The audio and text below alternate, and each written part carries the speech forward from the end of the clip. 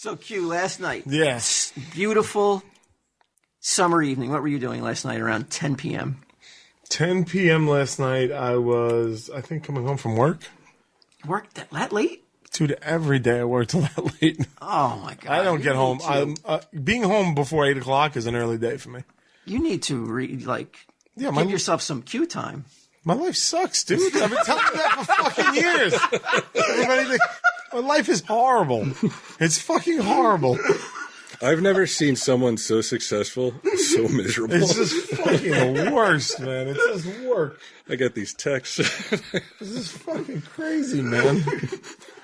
My mother's like, when do you get a day off? I'm like, how's fucking September for you?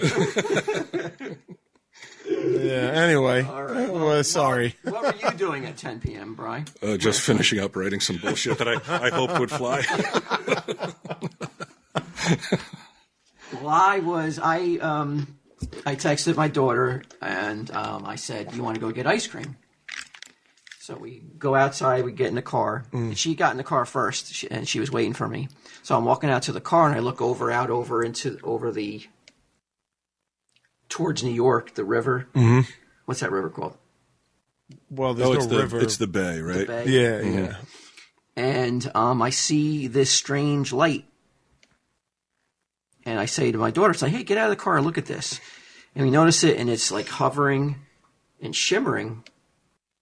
So at 10 o'clock last night, while you were coming home from work, and you were concocting spinning bullshit stories. This will get him to love me. Probably not high at all. I was having... Not at all. Fuck him. The only person who gets angry on weed. I'm going to write the scariest alien shit he's ever heard. He'll have no questions and just freak out.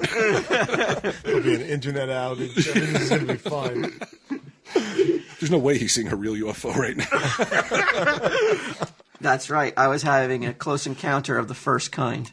I have the videos up that you sent now. Now, I've asked Declan to compile the audio and the video because my phone kept going out. Okay. But before we begin the video, though, I just want to say, I know this is going to sound weird, though, but we need to take off our pants. You're right. Oh, all right. You're right. That does sound weird. I was not surprised or like bamboozled or like stunned or in awe of this encounter because I know it's going to sound weird, but I always knew it was going to happen. You knew this day was coming. I knew this day was going to happen, and I wonder, is there any other people out there like that just know that, like, I just knew at some point, not only would I see UFOs, but I also know at some point I will probably have, like, contact where I get to talk to them. That's the next step. I don't know. I just feel like was always inevitably going to happen. I don't know why, but I just felt that way. So now seeing this, I was just like, well, my girls were freaking out. I was just like, I knew this day was coming, but I just didn't know it would take this long. All right. You ever had that feeling? How long did you know for that you would eventually? Since I was a little kid. Yeah? I just felt like eventually I'll come in contact with a UFO. I'll see one, and eventually I also know that I'll probably have some sort of contact where I'm communicating and conferring with alien life. They're asking your advice and shit? I don't know why. I have no idea what. Have you considered that you've been doing that since you hired Get Him to work here? He's lower life. You have fucking paramecium and shit. He splits into two. Just walking around. They still weigh 400 pounds each. It's like that thing, those two things from the Herculoids. Oh my god! Gleep and Glop. Oh, yeah, Gleep and Glop. Holy shit! Talk about fucking shit. People would be like, "What?" I wish Sunday Jeff was here. Yeah, he'd be like, "Well done, fucking well done." You've never, I don't know, like, have you never felt that, like, in your bones that, like, eventually, I don't know, I've always felt that since a little kid. I am going to see an UFO. No. I'm going to. No. I've always felt that my life is going to pass happening. Well, I mean, to me. Major upsets? Yeah, What would be a major upset? Well, like if you were alive during like the Black Plague, or if you were alive during like World War II, or things like that. You mean monumental Earth yeah changing events? Yeah. Okay, I'm not saying that like this wasn't like District 9 you were hoping for. No. I'm saying that like I'm just going to have a one-on-one with an alien, and that's pretty earth-shaking. Well, it'd be for me, right? But the rest of the world's probably not going to believe me. Well, that's how I feel. I mean, the rest of the world is having those moments all the time. How you feel? Like 9/11 will hopefully be the closest I come to like being around something terrible like that. And I'm not. In my head, it ain't going to be terrible either. No, it's going to be. Of course, him. No way. No way is he like anything will be negative to the point where it affects me like I'm going to die or be crippled or probed. No, not him. No, I don't think. No I don't think they're. Look, let's be honest. Yeah. If they're coming for me to have contact with me, it's not because I'm super intelligent or super like a specimen, like a physical specimen. Mm. So it's going to be because of something probably mundane. You happened to be there when they landed? Like what? I don't know. I don't know what it is. Maybe it's just my POV, I think. Sure. And then it's just my mind's Set navigation to white bread. So wait, so you think they're listening to Tell 'em Steve Dave and like getting where they have a machine that listens to all communication on Earth? They just blew up the Shared Universe podcast studio. They're like, fuck this shit. It's like Independence. Ah, shit! We just got a new couch. I just framed 25 photos of me in the Walking Dead camp. I still have 25 more to go. Well, at least there's a lot more wall space.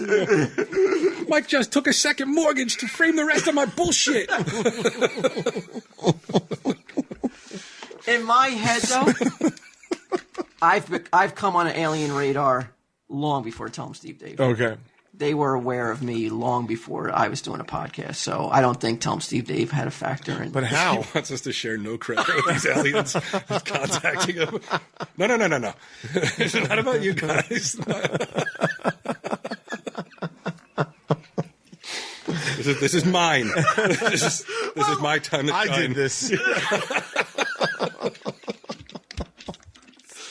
If I'm going to be honest, you want me to be honest? I do, yeah. Okay, like as a little kid, I had no idea that about a podcast or a TSD, right? Mm-hmm.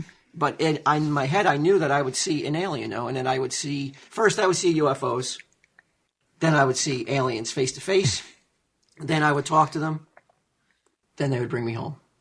You're at home or you're home? My home. Okay. Now, what turned you on to aliens as a kid?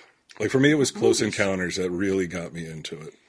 Oh, it was Close Encounters. So you were kind of like a Benny when it came to aliens. It had to be a real popular movie. Yeah. I was like, what is everyone else like, alien wise? Because I'm 10 and it had to be at that moment the biggest fucking movie on the face of the earth. Oh, easily, yeah. Yeah, right. Easily.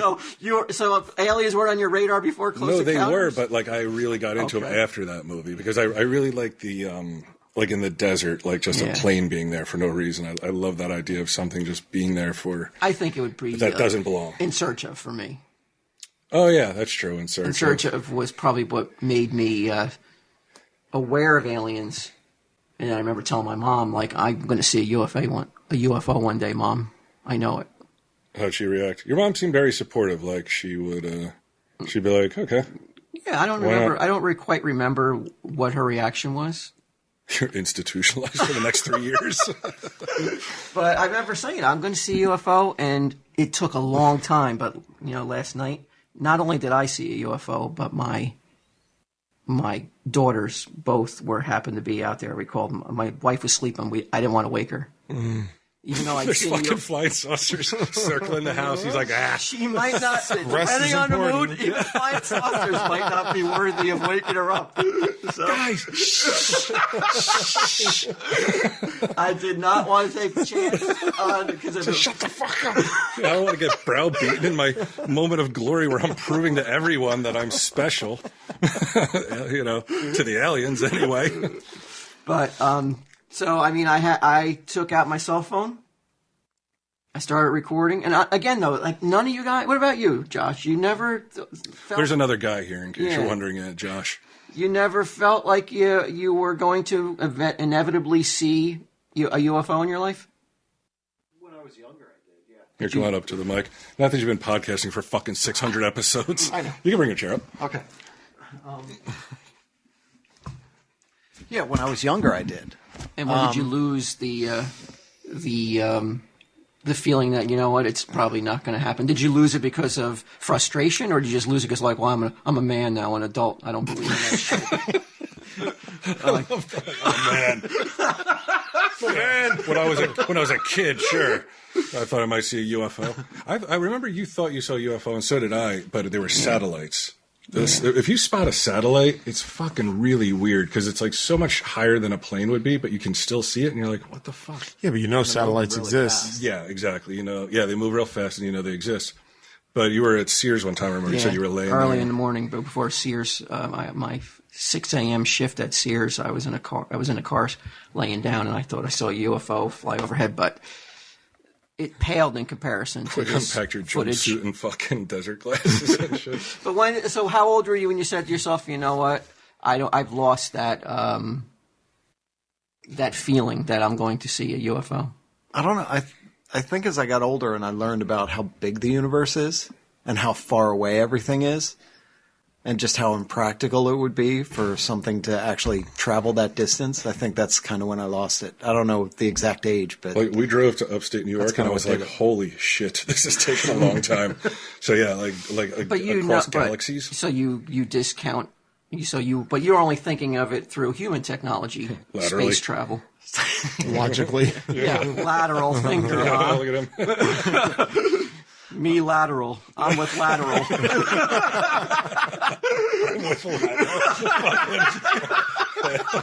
I'm with lateral.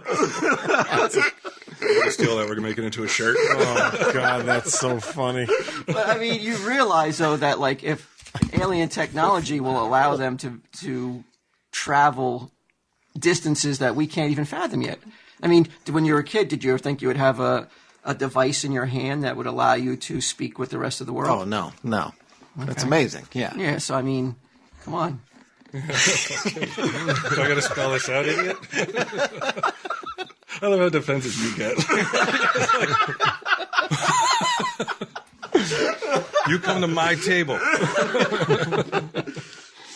All right, so, I mean, I know, I think this all goes back to, like, Sarge L18.